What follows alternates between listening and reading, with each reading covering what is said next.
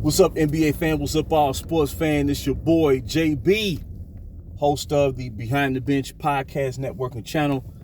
Just want to give a shout out to the rest of the crew. I'm talking about Shy, Kelvin, and Jermaine. For everyone who is tuning in, I hope that you support Behind the Bench, become a subscriber, and help make the show the best that it can be.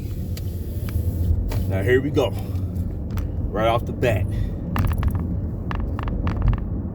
James Harden, right?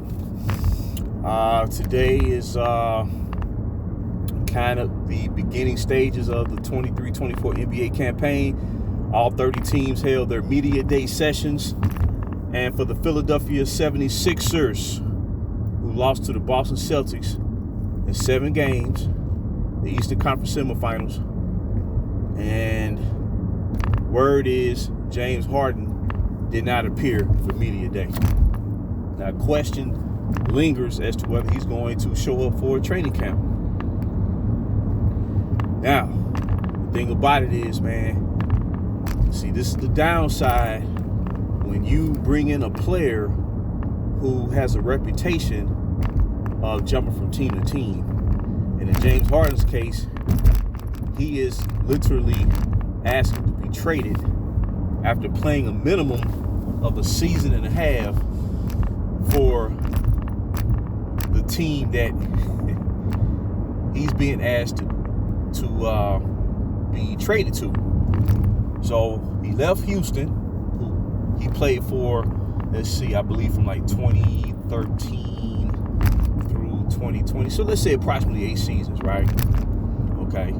Then he requests a trade. He gets traded to the Brooklyn Nets.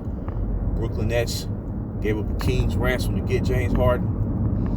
And the first they got with him on the team was the Eastern Conference semifinals, and lost in 7 games to the Milwaukee Bucks, where they had that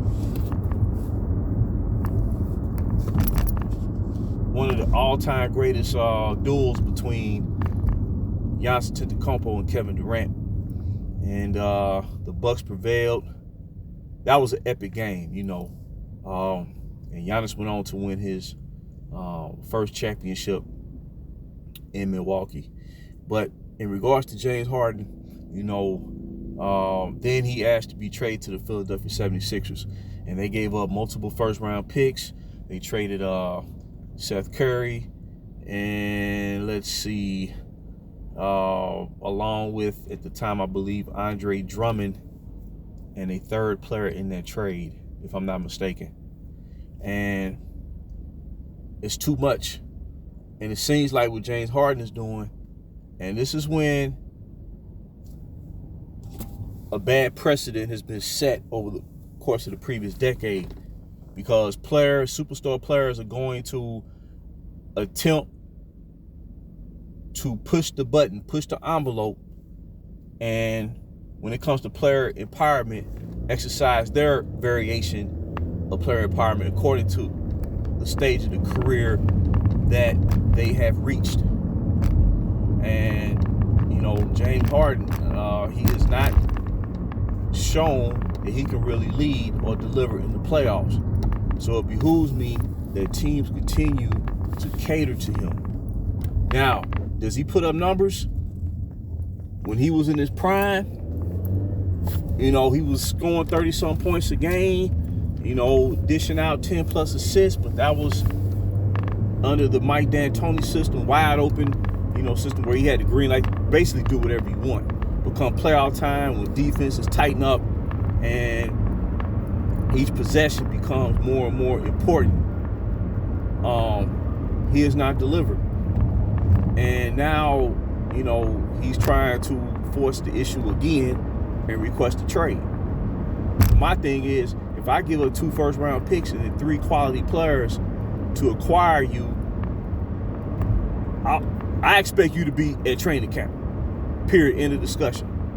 You see what I'm saying? And I know that, you know, there's been this divide between him and Daryl Morey or whatever, but Daryl Morey gave up a ton to bring James Harden to the Sixers.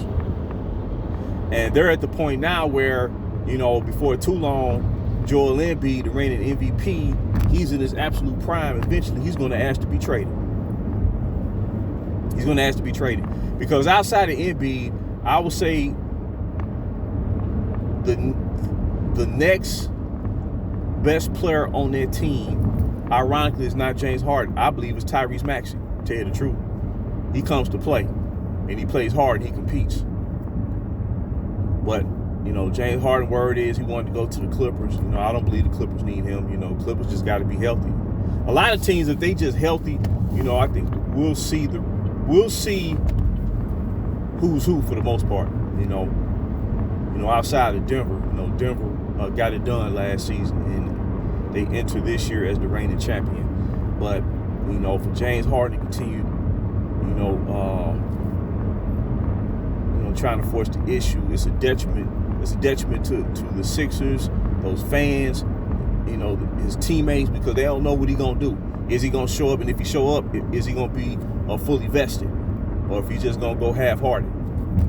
Play the role. And that's the downside of player empowerment. If I trade for you, and we trying to win a championship, I expect you to be a training camp. But the front offices throughout the league, I believe they have grown apprehensive about, really exerting their authority, because they will get pushed back by talking heads saying they're trying to control the players. And it has to be a balance. If the owners had too much power, it would be a detriment. But right now, the players are running it. They're running it. And they're running franchise right to the ground. So I guess we're going to see what James Harden going to do. He has forced the issue 3 times in the past 4 seasons. He's asked to be traded again. No, man. And you passed your prime anyway. Man would just go out there and ball. You know what I'm saying? And if you're good enough, if the team is good enough, they'll win. You know what I'm saying? And see, once you lower the bar from 14 years ago, and you allow superstars to join forces, the competitive mindset of a superstar can take a descent to where, oh man, I ain't got enough around me. I need this, I need that. Whereas if you work on your game, whatever your deficiencies are as a player, then once you reach your peak and play up to your potential, then the front office can make the appropriate move to bring in, instead of a whole bunch of players, a key player that can help a team reach the top of the landscape. But it's contingent on the superstar, making sure that he has worked on his game to the point where he can lead. He can lead. And that's what's missing, when it comes to a lot of these stars. But I just want to throw that out there, man. I believe he needs to show up for training camp, because the teammates are depending on him. But they got to get ready for the season. And if it's in limbo, it's going to be in limbo throughout the course of the 82 games. Then people going to start asking to be traded, namely Joel Embiid. So I just want to throw that out there real quick. Until next time, this is JB for Behind the Bench. BTB.